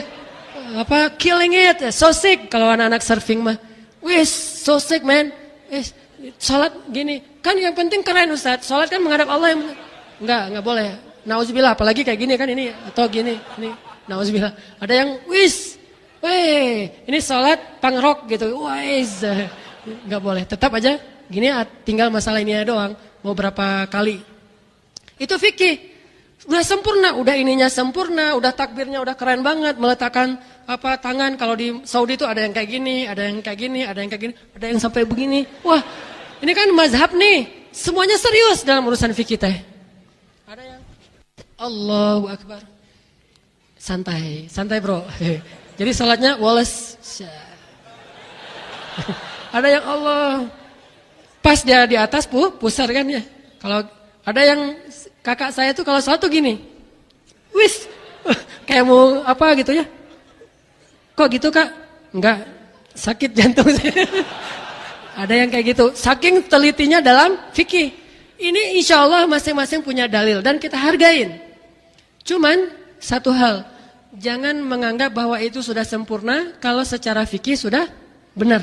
Lihat dulu efeknya kepada akhlak. Kalau fikihnya udah keren banget, takbirnya udah mantap banget, tasyahudnya udah luar biasa, tapi akhlaknya begitu selesai sholat dengan orang lain tuh gaya sombong gitu. Saya kayaknya yang paling sifat sholat Nabi itu yang paling mirip dengan Nabi kayak saya nih. Kayak udah pernah ketemu Nabi aja, ya teman sebelah kanan kiri dia tuh menurut dia nggak pernah belajar sifat sholat Nabi, jadi kalian mah sholat masih amatiran, saya mah udah profesional. Sholat amatiran, dia yang pro gitu ya, sholat pro mah gini nih, sholat pro nih. Lihat orang pro mah biasanya santai tapi benar. Kalau yang amatiran heboh sendiri tapi nggak benar gitu kan. Amatiran mah gitu ya. Ini sombong. Berarti sholat dia belum sempurna karena tidak memperbaiki akhlak. Apalagi kalau ada orang tua, kan ada mazhab orang tua ya, mazhab klasik gitu deh. Kalau lagu mah yang hujan turun gitu ya. Itu mazhab klasik gitu orang-orang tua. Nah ada yang mazhab yang hujan turun lagi di bawah payung hitam. Ternyata habis sholat, biasanya mungkin kalau orang dulu menganggap memang bukan fikih, tetapi kayak budaya yang positif lah ya, salaman kanan kiri. Dia karena ngerasa, saya kan udah banyak baca hadis, saya mah sunnah banget lah. Begitu ada yang orang tua, gini malah orang tuanya, kakek-kakek usia 70 tahun, dia masih 17 tahun. Yang satu 70 tahun, dia 17 tahun, gaya. Pas disalamin sama kakek-kakek, wah ini sholatnya belum memperbaiki akhlak. Kakek-kakek ini, gak usah ngomongin sunnah di situ, karena tidak ada yang melanggar sunnah. Omongin bab ikram, memuliakan orang yang lebih tua dari kita. Kalau sesama teman mungkin pas diginiin, tar aja. Boleh sama teman. Atau pas diginiin sama dia, gaya-gaya anak skate gitu deh. Apa bro? Oh ya. Atau bro gitu. Boleh aja deh sama temannya, tapi sama kakek-kakek. Bro sis. Ada kakek-kakek, Assalamualaikum warahmatullahi. Assalamualaikum warahmatullahi. Sampai kadang-kadang ke belakang gitu kan ya. Wes, semuanya disalamin. Saking mulianya hati beliau kan, pengen maaf-maafan, mungkin semuanya ada dosa nggak disengaja, tadi lagi jalan kesenggol atau apalah, wes semuanya selesai. Nah pas sampai di sebelahnya, yang sebelah paling ininya udah muter sampai sebelah sini, wis ini luar biasa akhlaknya, saya nggak ngerti, belajar sunnah kok akhlaknya gini, berarti sholatnya tidak memperindah akhlak, harusnya ya kayak nanti kalau emang menurut kita itu penting banget untuk dibahas, mau dibahas kata si kakek teh. Ya kek mau dibahas. Akhirnya ya udah yuk kita di luar aja kata si kakek. Wah, ngeluarin jurusnya dalil masing-masing. Ini punya dalil, ini punya dalil, keluarin jurus MMA lah. Mixed martial art jadinya. Udah aja lah kalau kakek-kakek yang mau salaman, hormati dia sebagai orang tua kita. Dan dulu kan ada nasihat ulama, kalau kita ketemu orang tua, kita anggap bahwa dia lebih duluan beramal soleh daripada kita. Kalau ketemu anak muda, kita bilang kita lebih banyak dosa daripada dia. Kalau ngelihat ada orang lebih tua, kita anggap dia lebih duluan beramal soleh daripada kita. Amalannya lebih banyak. Kalau ke anak muda, yang lebih muda dari kita bilang kita lebih banyak dan lebih duluan buat dosa daripada dia. So, gimana kita mau menyombongkan diri? Sehingga pas orang tua gitu, ya, wah. Kalau perlu gitu ya, walaupun gak perlu gitu, kata si kakek, gak usah gitu amat juga, keles, kata si kakek. Biasa aja lah gitu. Ini akhlak. Jadi inna sholata tanha, mencegah, menghilangkan fahsya'i wal munkar. Jadi jangan sampai fitnah gara-gara ngaji udah di TSM jadi kayak gitu. Pas salaman ada yang datang lagi dari belakang dicoel-coel gitu mau salaman. Ngaji di mana lo? Di TSM. Saya pernah ngajarin kayak gitu. Orang saya juga kalau disalamin orang tua saya gitu-gitu deh sok tawadu gitu. Tawadu aja pakai sok gitu ya. Wes. Tapi nggak akan duluan karena saya nggak nganggap itu sebagai rutinitas yang perlu, tapi sangat menghargai kalau ada yang kayak gitu. Jadi saya nggak akan ngeduluin ini, semuanya silakan satu-satu gitu. Apalagi modelnya gini, mangga, menganggap dirinya suci. Ntar dulu, pakai parfum dulu, silakan satu-satu. Nggak gitu-gitu amat. Tapi kalau ada yang nyodorin duluan, ya saya hargai ya gitu. Intinya akhlak di atas masalah pemahaman fikih kita. Terus ayat cerita tentang hubungan ibadah dengan akhlak yang lain yang paling indah juga adalah ibadah Rasulullah SAW. Kan ada cerita tuh Rasulullah lagi sholat, biasanya Rasulullah tuh kalau ngimamin sholat bacaannya panjang. Tapi suatu hari Nabi ngimamin sholat pas lagi mau baca panjang kayak kalau kita mah udah mulai alif lam mim gitu kan ya, kayaknya nih bakalan panjang nih. Alif lam mim. Langsung ruku gitu. Oh, kenapa ruku? Rasulullah pernah kayak mau baca ayat yang panjang gitu, tiba-tiba kepotong di tengah jalan langsung ruku. Dan sujud dan selesai. Ketika selesai sholat, sahabat agak-agak penasaran gitu nanya, ya Rasulullah, ada musibah atau ada kejadian apa ya Rasulullah kok tiba-tiba mempercepat sholatnya nggak kayak biasanya? Kata Rasulullah, ya tadi ketika saya sholat pengen baca ayat yang panjang, tiba-tiba mendengar seorang anak menangis di belakang. dan saya khawatir menyusahkan ibunya sehingga saya mempercepat sholat saya. Lihat akhlak Rasulullah. Bukan cari kepuasan pribadi. Wah, saya mah 1 juz lah kalau sholat mah. Kalau kalian nggak sanggup, udahlah kalian sholat di tempat lain aja. Di sini mah untuk orang-orang yang hebat, untuk orang-orang yang hafiz. Ini mah barisan soft hufaz, hafiz Al-Quran, ahli Quran semua ini. Kalau sholat kita mah Al-Baqarah paling kecil, paling sedikit itu. Biasanya kita Al-Baqarah, Ali Imran, Al-An'am, tapi 1 ayat pertama doang. Ini saking semangatnya. Jadi dalam ibadah pun jangan mencari sensasi pribadi. Pertimbangkan juga unsur ini menyusahkan orang enggak. Jadi kalau tadi yang rakaat kedua agak panjang, maaf ya. Soalnya belum ada anak kecil menangis. Kalau ada anak kecil menangis pasti saya baca Al-Ikhlas. Qul huwallahu ahad Allah. Kenapa Ustaz? Anak kecil nangis. Ikut sunnah Nabi. Saking Nabi itu sangat care dengan orang-orang di sekelilingnya. Termasuk yang lebih terkenal lagi, Nabi lagi sholat terus sujud ya. Cucunya naik ke atas punggung beliau kan. Padahal kan gampang banget. Kalau cucunya naik ke atas punggung, giniin dikit kan. Bisa. Jadi, oh ya, maaf Rasul. Kan bisa aja. Nabi mah enggak. Didiamin aja. Sampai sahabat juga bingung nih, kenapa sujud lama banget. Tadi kita sujud terakhir bukan karena cucu saya naik ke atas punggung ya.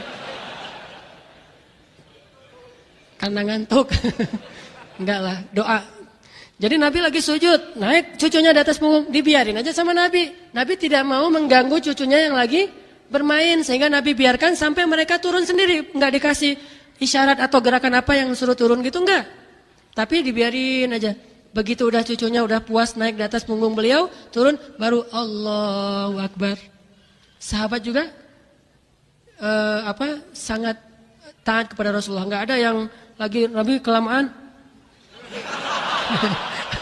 Nggak, bahaya itu. Yang saya sering khawatir itu ya, saya pengen sujud yang lama di akhir, khawatir ada jamaah yang gini. Ini Ustadz pingsan atau meninggalnya husnul khotimah atau apa gitu. Jangan-jangan Ustadznya husnul khotimah. Kenapa sholatnya nih sujudnya lama banget? Ini husnul khotimah nih kayaknya. Saya khawatir itu aja, makanya saya agak-agak galau gitu nih, dilamain lagi nggak ya? Padahal masih banyak doa yang pengen dibaca, soalnya doa di ketika sujud itu kan paling mustajabah. Cuma khawatir jamaah nanti ada yang galau gitu sampai subhanallah, subhanallah. Kan nggak enak jadinya.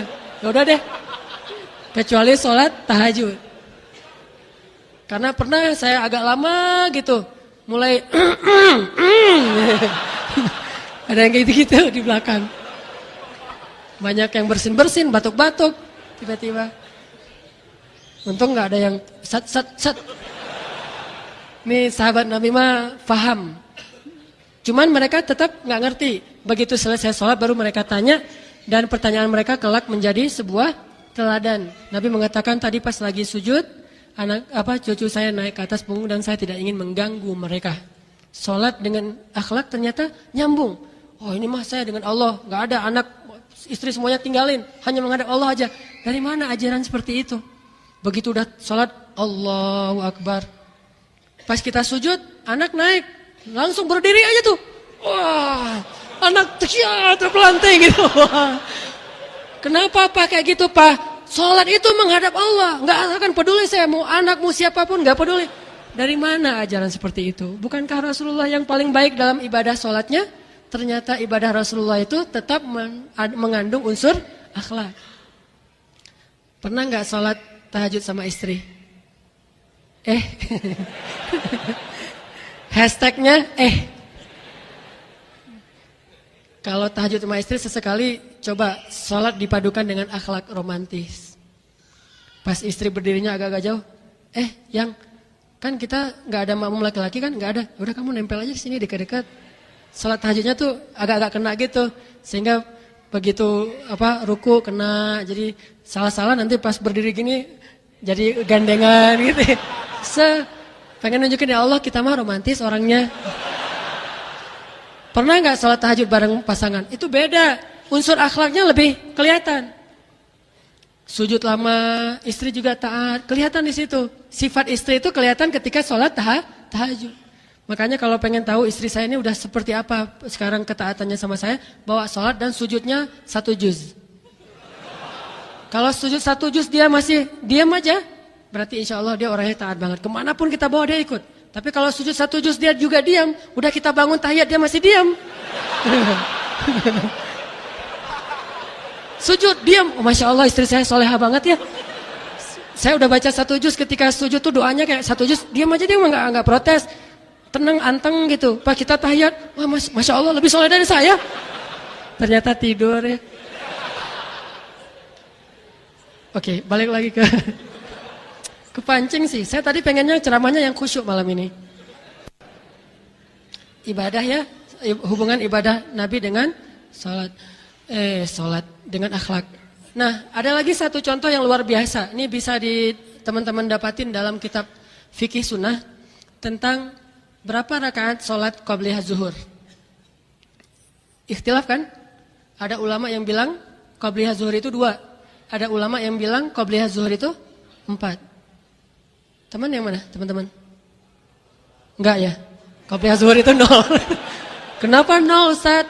Enggak pernah qabliyah zuhur. Bagi saya mah qabliyah zuhur mah 0, Ustaz. Soalnya enggak pernah qabliyah zuhur. Rasul mah ada riwayat 2, ada riwayat 4. Kenapa bisa kayak gitu? Kalau Abdullah ibnu Abbas yang bilang Rasul mah kalau salat qabliyah zuhur 2, kata Ibnu Abbas dengan pedenya. Kata Aisyah, Rasul mah kalau qabliyah zuhur 4 dengan pedenya juga. Kenapa Aisyah sama Ibnu Abbas beda pendapat? Ternyata Nabi itu kadang qabliyah zuhur di rumah, kadang di masjid. Kalau qabliyah zuhurnya di rumah pas azan, beliau wudu kemudian salatnya di rumah dulu, sebelum kan rumah dengan masjid cuma bersebelahan. Jadi qabliyah zuhur di rumah, beliau akan salat 4 rakaat. Tapi kalau beliau salat qabliyah zuhurnya di masjid, beliau akan salat 2 rakaat. Kenapa? Karena beliau tidak mau menyusahkan umatnya. Kalau nggak ada yang lihat, sholatnya 4. Kalau banyak yang lihat, sholatnya 2. Coba lihat unsur akhlaknya. Kebalik. Kalau kita di rumah nggak ada qobliyah, nggak ada badiah. Giliran di masjid, panjang sekali sholat qobliyah zuhurnya. Apalagi kalau masjid yang nggak pakai timer ya, nunggu orang semuanya selesai qobliyah, nungguin kita tuh setengah jam. Kenapa nggak iqomah? Itu di belakang masih pada sholat. Orang pengen sholat, dia mah qobliyahnya panjang banget. Di masjid, giliran di rumah, selesai. Ini berarti sholat kita yura'unan nas. Yura'unan nas, riya. Giliran di masjid, sholatnya lebih terlihat khusyuk daripada di rumah. Ini nih kayak jelek buat diri sendiri nih. Kalau di rumah, biasa aja. Di masjid, panjang luar biasa. Ayatnya, panjang banget. Ini menunjukkan akhlak Nabi. Giliran sholat di rumah 4 rakaatnya panjang 4 rakaat ngambilnya. Giliran di masjid, ini di masjid banyak yang lihat. Udah deh saya 2 rakaat aja biar nanti sahabat nirunya yang ringan, tidak meniru yang berat. Ini nilai-nilai akhlak yang terselubung di dalam ritual-ritual ibadah Nabi SAW yang luar biasa. Ibadah dan akhlak. Terus ada lagi ibadah dalam ini sampai dalam bab memberi hukuman. Kalau dakwah dan muamalah udah pastilah. Ibadah dalam akhlak dalam memberi hukuman. Bayangin, akhlak dalam memberi hukuman. Memberi hukuman boleh karena itu hak agama. Jika ada orang yang melakukan kesalahan menurut agama dan memang pantas dihukum, dihukum. Cuman tidak boleh mencela. Salah sekali menurut agama Islam, gara-gara marah terhadap orang yang melakukan kesalahan dalam agama terus mencela, itu salah dalam agama. Orang yang bersalah itu salah, yang mau memperbaiki kesalahan juga salah, sama-sama salah ini. Nabi bersabda di kitab Riyadhus Shalihin itu ada, kalau budak perempuan kalian berzina, bayangin ini kalimat Nabi ini diambil bahasa yang paling ekstrim, budak. Yang dalam culture orang Arab, budak itu rendah. Bukan orang merdeka, budak, perempuan pula. Kalau budak perempuan kalian, ini kayaknya Nabi bukan menggunakan persepsi beliau. Beliau ingin seolah-olah pakai persepsi dan logika orang Arab umumnya.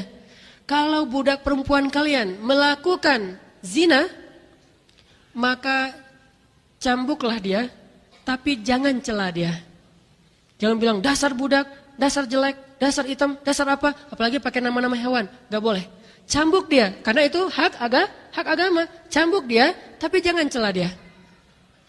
Terus Nabi bilang lagi, kalau dia berzina lagi setelah itu, Besok-besoknya dia berzina lagi, cambuk lagi dia, tapi jangan cela dia. Setelah beberapa lama dia berzina lagi, maka juallah budak itu walau dengan harga seutas tali. Seutas tali, harganya murah sekali, tali rafia gitu. Harganya 5.000, 10.000. Juallah dia walau dengan harga seutas tali, tapi jangan cela dia. Tetap, coba lihat bagaimana mengkombinasikan antara hukuman agama, undang-undang, hukum dengan akhlak. Tidak ada yang terpisah dari akhlak dalam agama ini. Sampai bab kayak gitu juga ada unsur akhlaknya.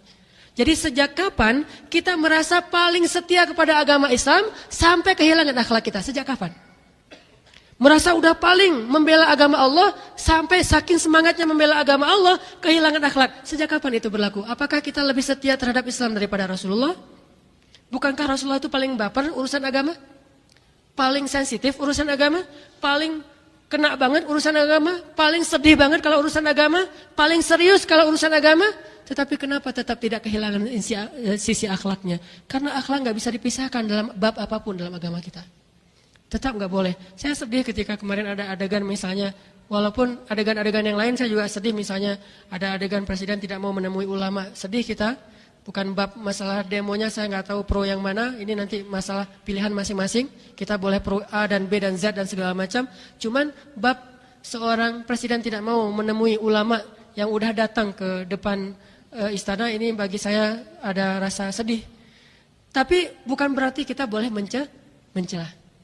Begitu mencela, kaum muslimin berteriak. Ini yang saya agak-agak lebih sedih lagi. Kenapa celaan diteriakin seolah-olah itu sebuah pembenaran? Bahwa itu hero, bahwa itu hebat. Gak boleh seperti itu. Kita harus tetap menjaga akhlak sebenci apapun kita kepada seseorang. Bahkan walaupun kita pengen menghukum dia, tetap menjaga akhlak. Hukum mah hukum aja, tapi jaga akhlak. Kayak misalnya ada perempuan di zaman Nabi yang berzina itu kan, kemudian mau dirajam aja terus, karena itu hak agama. Tetapi jangan gara-gara merajam, lantas kita mencela dia dengan mengatakan perempuan keji. Gak boleh. Ada lagi seorang laki-laki yang minum khamar. Kalau dia mabuk tuh dia suka ganggu orang di jalan. Ganggu orang gitu. Akhirnya ditangkap sama sahabat. Kata Nabi, ikat dia di tiang masjid. Dulu tiang masjid itu sekalian jadi penjara. Jadi masjid itu bank juga masjid, sholat juga masjid, jihad di masjid mulainya, ngatur-ngatur negara di masjid, penjara juga di masjid. Karena memang belum membutuhkan ruang penjara khusus. Orang diikat di tiang masjid. Setiap sahabat yang masuk masjid dianjurkan oleh Nabi ambil sendal dan pukul dia pakai sendal. Jadi hukumannya tuh kayak gitu. Ambil sendal, mukulnya hanya satu bagian yang boleh di sini. Gak boleh, wah ini kamu dasar. Gak boleh di sini, gak boleh tempat lain. Cuma di sini doang bolehnya. Ini Islam, indahnya Islam. Tapi bukan berarti akhlak mulia, lantas hukum gak tegak, gak boleh juga. Berarti gak adil kan ya? Kalau gitu buat apa kita berbuat baik, mending buat jahat aja sekalian karena gak dihukum juga. Kata orang, katanya agama yang mulia, tapi kok orang masuk neraka? Kalau nggak ada neraka, lantas buat apa kita berbuat baik? Mending kita buat jahat aja, toh nggak akan masuk neraka juga.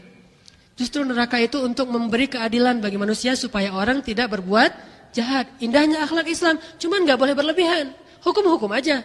Karena dia ganggu orang di jalan, dia diikat di tiang masjid. Setiap mau masuk masjid, ambil sendal, pok, masuk masjid. Ambil sendal, pok, masuk masjid gitu. Oh loh, masuk masjid.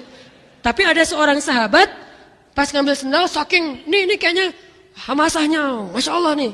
Orang ini luar biasa, wah saya paling benci dengan kemungkaran. Saya sama sekali nggak ada toleran dengan kemungkaran. Saya ambil sendal, dipukul sambil mengatakan, celaka kamu. Memukul sambil mencela. Nabi langsung menegur, janganlah kamu membantu syaitan untuk mencelakai saudaramu, yaitu dengan cara mencela. Pukul-pukul aja, tapi jangan dicela. Jangan juga dipuji, udah mukul muji, itu namanya ngenyek ya. Soleh ya. Gak perlu kayak gitu teh. Ini mah basa-basi tingkat dewa ini. Udah aja jangan dicela, jangan dipuji, pukul-pukul aja. Wajah biasa aja, gak usah. Gak usah juga. Ya, gak usah. Ini mah dua-duanya gak balance. Wajah dalam serius-serius, ketawa-ketawa, santai-santai, dan seterusnya. Baper juga baper. Kan ada wajah baper tuh, emoticon. Baper, senang. Jadi jangan mau mukul orang. Ini kayaknya wah ini mah psikopat ya, mau mukul orang tapi tersenyum. Jadi kayak ada kebahagiaan mukul orang gitu. Jangan gitu-gitu juga. Islam tuh ideal banget. Kalau kita belajar tentang Islam lebih luas, kita akan tahu agama kita itu emang agama paling luar biasa, agama paling benar, agama paling ideal, dan tidak ada kenyamanan dan peradaban kecuali di dalam Islam. Tapi kita belajarnya sepotong-potong sih, masih parsial, tidak universal, tidak syumul belajar Islamnya dalam menghukum. Terakhir, walaupun nggak semuanya dibahas, tapi hanya beberapa hal aja, bahkan kepada hewan pun akhlak itu menurut Islam jadi kayak penting banget gitu.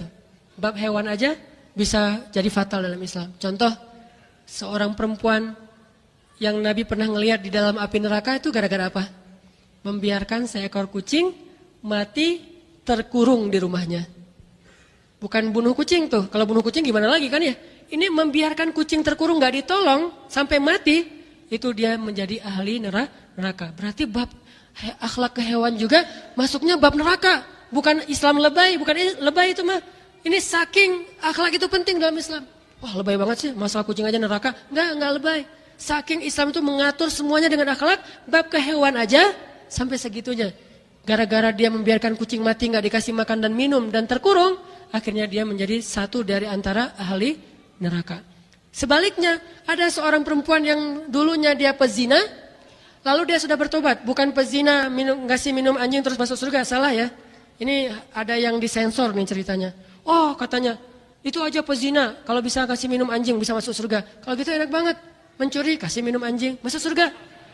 Merampok kasih minum anjing masuk surga. Berzina, kita selingkuh yuk, nanti kita tinggal kasih minum anjing masuk surga. Nggak gitu atuh. Yang sempurna baca kisahnya. Pezina ini sudah bertaubat. Jadi bukan pezina masuk surga. Orang yang bertaubat dari zina masuk surga, itu benar. Kalau pezina masuk surga, nggak ada itu.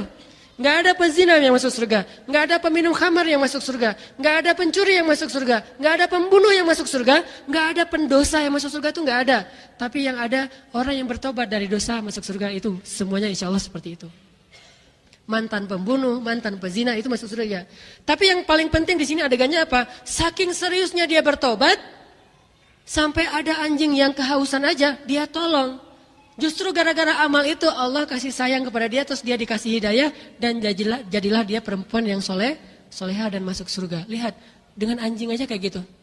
Sehingga walaupun anjing itu adalah binatang yang najis dalam fikih Islam, kan kalau kena liur anjing atau lidah anjing mah harus disamakan ya. 7 kali dibersihkan, salah satunya dengan debu gitu. Jadi air terakhir debu. Jangan dijilat lagi, bahaya. Nah, itu kalau anjing. Tapi gimana pun najis anjing dan mengucapkan kalimat itu gitu, nggak boleh. Tetap aja dia punya hak asasi anjing. Di antara hak asasi anjing, kalau dia haus kita kasih dia minum. Kalau kita membiarkan dia kehausan, kita melanggar hak asasi anjing. Hak asasi anjing. Gak boleh itu dalam Islam. Padahal hewan najis, gimana hewan yang tidak najis? Dan gimana yang bukan hewan, yaitu manusia? Betapa Islam itu luar biasa, makanya gak ada satupun bab dalam Islam yang terpisah dari akhlak, itu gak ada. Gak ada yang terpisah, semuanya ada unsur akhlak.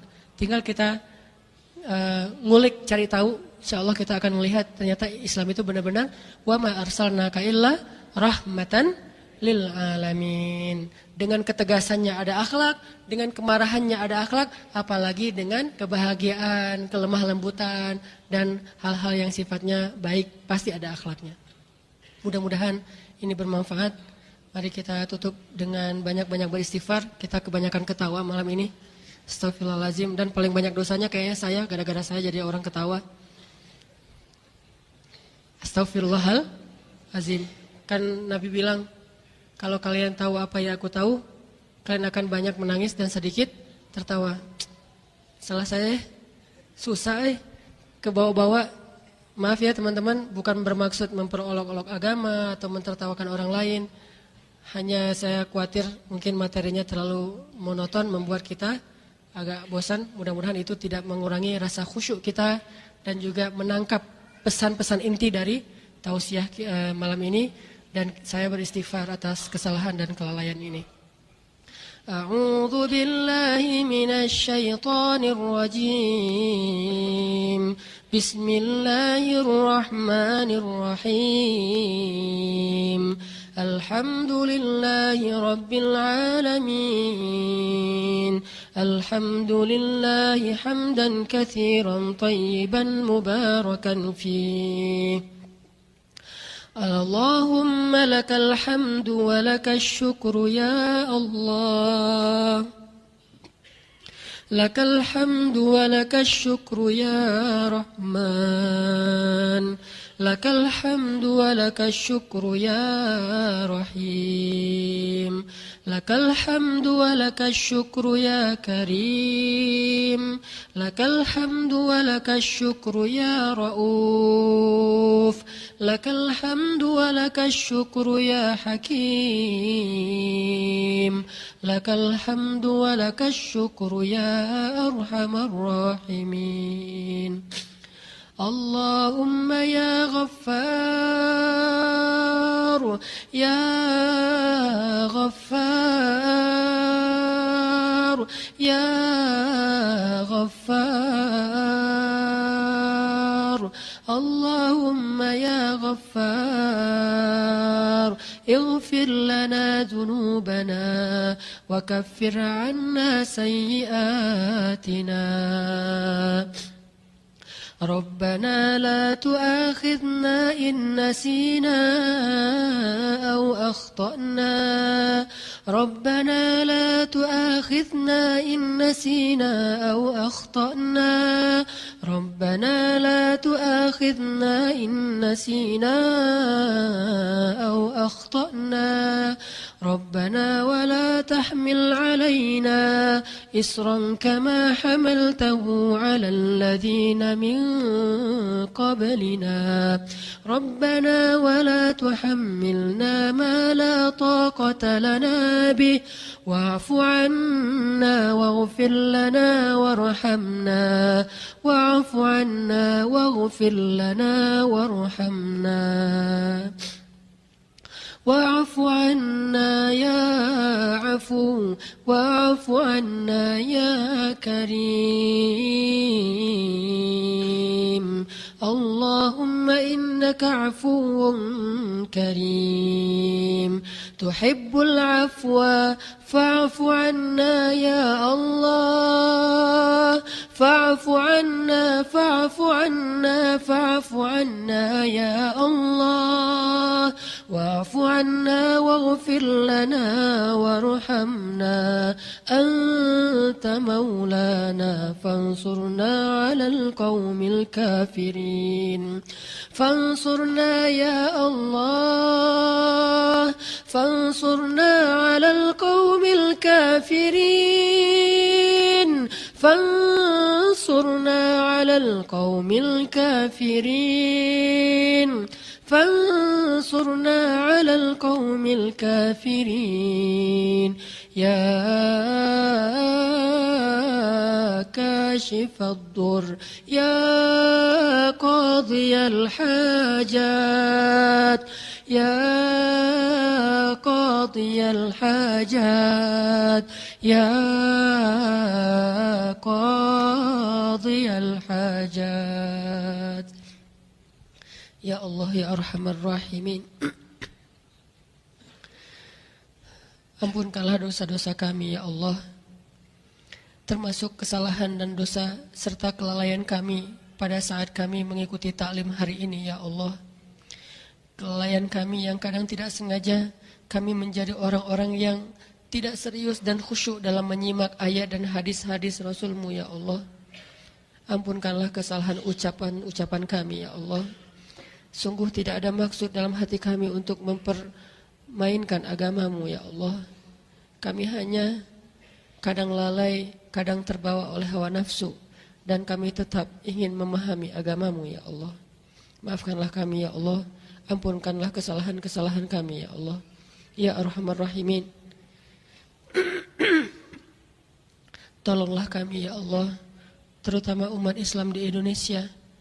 Bantulah kami ya Allah.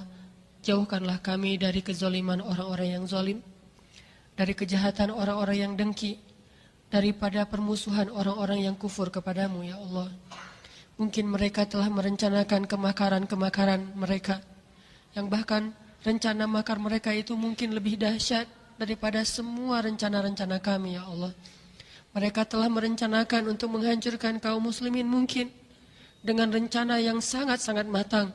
Tetapi Engkau alimul ghuyub, Engkau yang maha tahu segala sesuatu. Tidak ada yang tersembunyi darimu ya Allah.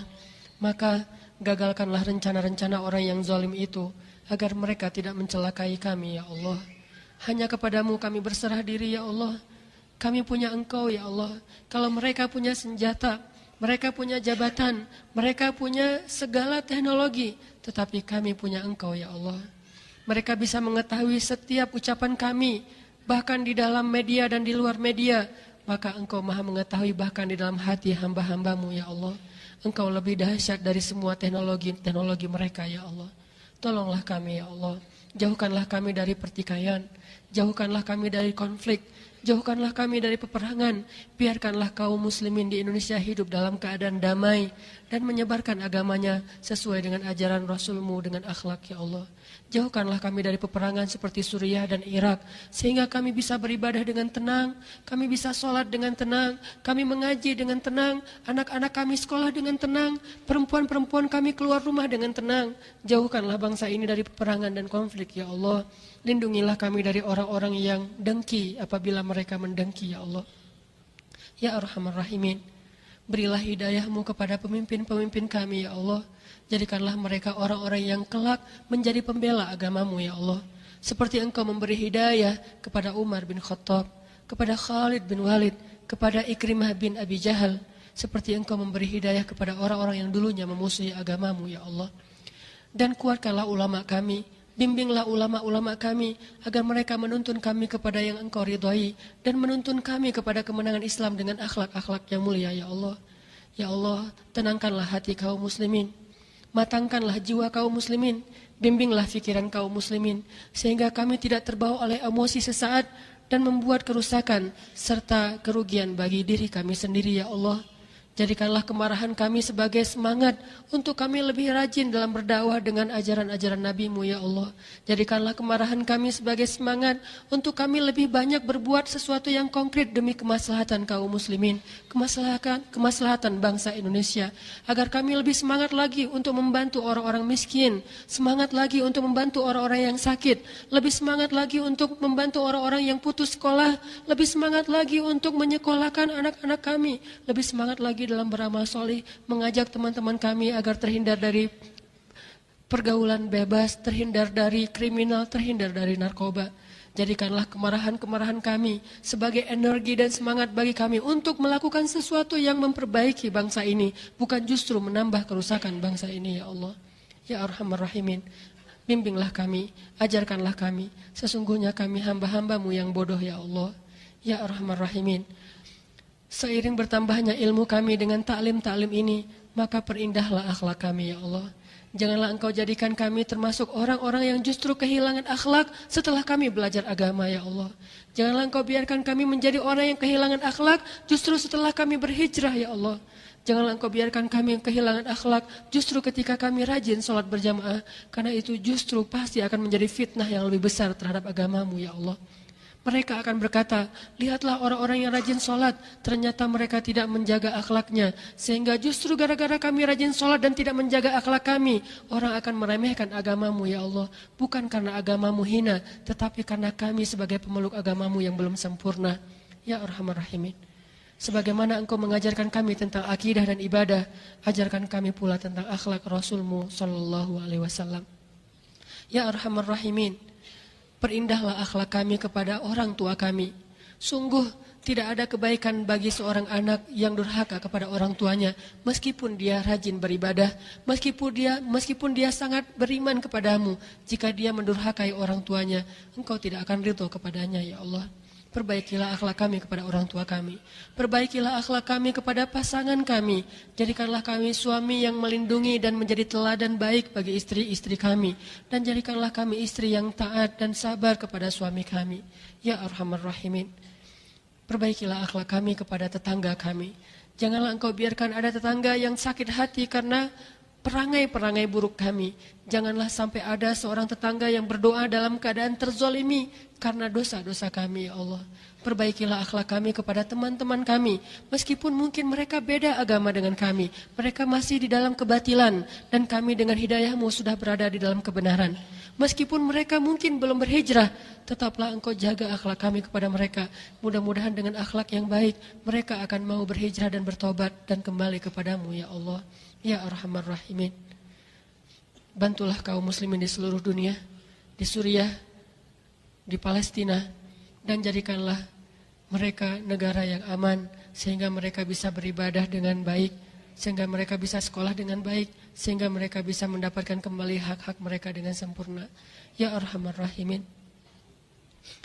Berilah hidayah kepada pemuda-pemuda Islam di Bandung, pemuda-pemuda Islam di Indonesia. Bangkitkanlah Islam di Indonesia di tangan anak-anak muda yang cerdas, anak-anak muda yang kreatif, anak-anak muda yang humanis, anak-anak muda yang taat kepadamu, ya Allah.